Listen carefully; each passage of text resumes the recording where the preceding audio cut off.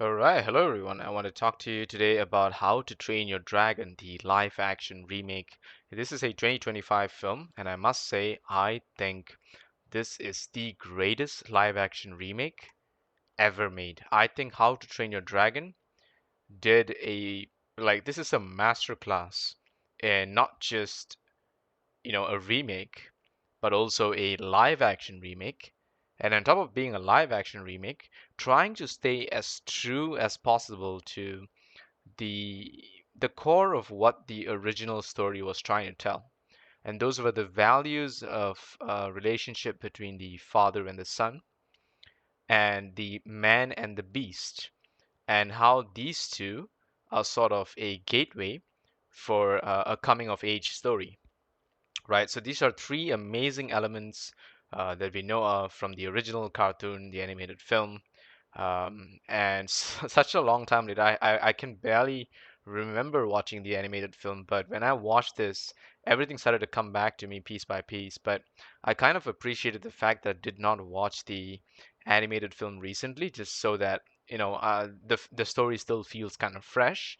And I must say, I think that even if I watch watch this movie first, I would have very much preferred it to be so. It's unlike every other animated film. Like you definitely want the original Snow White, you definitely want the original Cinderella, you definitely want the original other like Little Mermaid, all of these other Disney films and other animated films and whatnot, right? But I think for How to Train Your Dragon, even if you watch the original animated or this live action remake, I think they're both incredibly wonderful films. But I do think I really, really enjoyed this live action remake, and probably more than I should have. And I think part of the reason is because we have not had a good live action remake in literally forever. I don't think I've ever had a good experience with a live action remake. I think all of them have been mid movies and if not below par movies. And there's one other movie that I gotta talk about after this, and that's going to be Lilo and Stitch. And that's also very important because I think Lilo and Stitch is the best Disney live action remake. And I'll give you my points as to why later. But for now, let's talk about How to Train Your Dragon. Now, I don't want to go into the story or the spoilers too much because that's not really the core of what I'm trying to talk about today. But let me just tell you about how this story actually used basic filmmaking, what do you call this, methods, character development, story arc, the lighting and composition, great costumes, and I think very good looking cast in general. I think all of them were pleasing to look at. They didn't feel irritating or annoying. There were some, I would say, that were a little bit immersion breaking, and particularly because of the amazing performance of Gerard Butler. I must say, Gerard Butler in this film, it's not only the sheer gravitas that he carries whenever he's in the scene, like whenever he stands next to anyone else in the film, it feels like they're all like ordinary people, and this guy is like a demigod. This guy literally felt like a Viking king, no matter where he was in the scene, even if he's in the corner, even if he's lying on the ground, even if he's running. It doesn't matter what Gerard Butler's doing. He felt amazing looking at, to look at, and every single scene and every action he took felt like it was going to, he was going to do something important or something meaningful. And even the painful conversations he has with his son, it feels like there is a dad in this brute of a Viking, stoic, who's trying to do the right thing, but ultimately is torn because of the loss of his wife, who he believes has been kidnapped by dragons. There may be more to it in the second film. I don't want to talk too much about spoilers, but we don't really get any more information other than the fact that she was kidnapped in this first story. But Gerard Butler was incredible. I really enjoyed his performance overall. And I think I could not have. I don't think I can ever think of a better cast than Gerard Butler as this Viking King. I think he was perfect. Right, he was like the Viking, if that helps with for a dad joke, right? And aside from that, I think Mason Thames as Hiccup here is insane. Just how good he is. I do not know who this actor is and whatnot, but he looks exactly like the character from the animated film, and he talks exactly the same. His mannerism is great. He has heart in every scene that he performs in. You feel like you're with him in it. You wanna vouch for him. You wanna you want to cheer for him, and I think that emotion is something that I really could not find in many other similar remakes and whatnot specifically, right?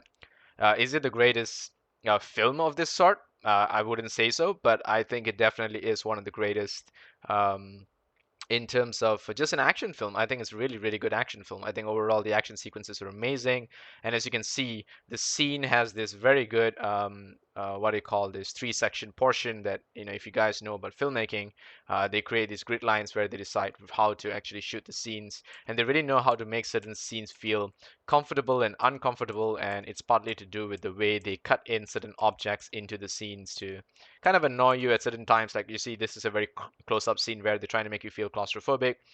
There's tension to it. The lighting and their hair, that's coming from the sort of the dim evening sun as they're going about these sequences. Everything looked good. The animation felt great. It didn't feel cheap in any sense, and I don't think they spent much as well. I think it was like below 200 million bucks, and I'm pretty sure this film will go on to make double whatever they spent on it. Which I think is a great value for an investment, right? And as you can see, the CGI of the dragons also felt great. All of the dragon felt like they had weight to them. The shadows were in the right place. The lighting was good. I think there were some times where you felt like there were differences between the way the scenes were lit versus the muted elements. I think there was some strange thing about the mixing of the colors, but I just felt it was more like a like a choice of filmmaking. Like they just wanted the colors to look this way, But I felt the hues were just a little bit strange. It felt a little bit orangish. I think in general that's kind of the tone they were going for. Everything feels a bit more orangish, and combined with the clothes that they were wearing, the tint on this film is generally orange, and it's kind of the way it feels like for me. And there's a lot of dragon fire. Even this scene, as you can see, it's not green or blue. A lot of the blue has been taken out, and it's very much replaced with a lot of red. So it's very much inclined towards a more reddish looking film, which I've not really seen very very recently. I think this is general composition for a warmer film, and this definitely felt like it. And I must say I thoroughly enjoyed the animation for Toothless. I think Toothless felt great. The emotions that Toothless carries, as well as the way he interacts with Hiccup and all of the other characters. I think it was good. I think it was very well done. It's a very very honest film that I think tries to not imagine itself to be a great film. Doesn't care about anything else in the world. Doesn't lecture us. There's no bullshit. It stays true to the original story. It delivers a great fictional story about how there's this, as I said, the trifecta, the three elements in the story is one, the relationship between the father and son. The second one is the relationship between the man and the beast, right, which is Hiccup and Toothless. And the third one is the coming of age story, where they go through the sequences of the battles needed to become the next Viking and to become top Slayer, right? So they go through these battle sequences, and Hiccup uses the knowledge he gets from training with Toothless to try to defeat the other dragons in the ring, just so that he can actually focus more on getting to fly on Toothless. And it's an amazing flying sequences. I think we had 3 or 4 great flying sequences in this film. It's very generous with the action sequences. It didn't hold back. I felt like it didn't. It had great pacing as well. We had like moments where it goes up and then takes a quick like a minute break before it goes back to the next scene, and then there's sometimes if it's a sad or emotional scene, there's about a 2 or 3 minutes moment to digest it, to sit in the scene. And the scenery in this film was amazing. I think I saw great sequences with mountains, landscapes, even this little area, this ditch where Hiccup and Toothless spend most of the time training and all of that. All of that felt great. I just wish that some of the sceneries had a bit more weight to them. A lot of it felt a little too CGI. I would have liked to hear the waterfall crashing and see the water actually affect the characters a bit better. It felt like a lot of the time when they're diving through water sequences, it felt very artificial, and that was the only thing I know my real complaint is that the CGI was great, but it wasn't too great. I would say that this is the almost at the quality of Godzilla minus one, which is really, really good. It's almost there.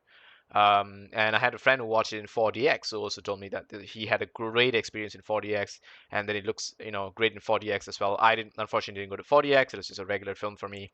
But I did thoroughly enjoy it. I probably wish I would have gone to 4DX. I missed the opportunity. That's too late for me now, I guess. I don't think it's still playing. Regardless, this whole thing was amazing. Even the sequence where they were flying high up in the sky, I just felt they had they should have tweaked the dialogues a little bit better, to showcase why Astrid started to actually like Hiccup, because Astrid's always been against Hiccup throughout this entire film, and then she very quickly sort of falls in love with him. I think perhaps they should have given her, some better lines of dialogue to say like, as a kid I've always wanted to touch the sky, and if it weren't for you, I would have never had the chance. Some simple, dialogue like that that's not too cheesy. Everyone's like understand. Yes, as a kid, everyone wishes they could touch the sky, but to get the chance to actually fly on top of a magic dragon ride, with this boy, I mean, I'm sure that's what every little girl could want, right? It's like the perfect Disney princess kind of fantasy. And so Astrid could have leaned in on that a little bit more to show why she falls in love with Hiccup. But ultimately the reason she gave is that you're the first Viking ever to ride a dragon, and ultimately because of that I'm going to stick with you because you were daring enough to do it. And I can get behind that. I understand that. I just wish there was a little bit more time spent to where she changes her mind, because she immediately after the flight where she discovers that he's spending time in Toothless, he takes her for a flight because he has to try to convince her that they're doing the right, that to help the dragon instead of going tell on them to the village. And right after that sequence, she immediately gives him a kiss. I felt that a little bit more, should have happened. And also, when they fly to the dragon's nest for the first time, the alpha and the whole sequence of the alpha was amazing. The giant dragon looked great towards the end, but I think the intimidation factor was not quite really there. I felt the dragon should have felt a little bit more visceral, a little bit more methodical in the way it does things, so that you can actually see how people get obliterated. But they want to make this for kids, so they couldn't really lean in on those kinds of the elements of brutality, I guess, which makes total sense. And there's another thing I really appreciate about this film is I think it's very suitable for family. I think you can take your kids to it and they can enjoy it. Even the adults get some unique, fun little jokes.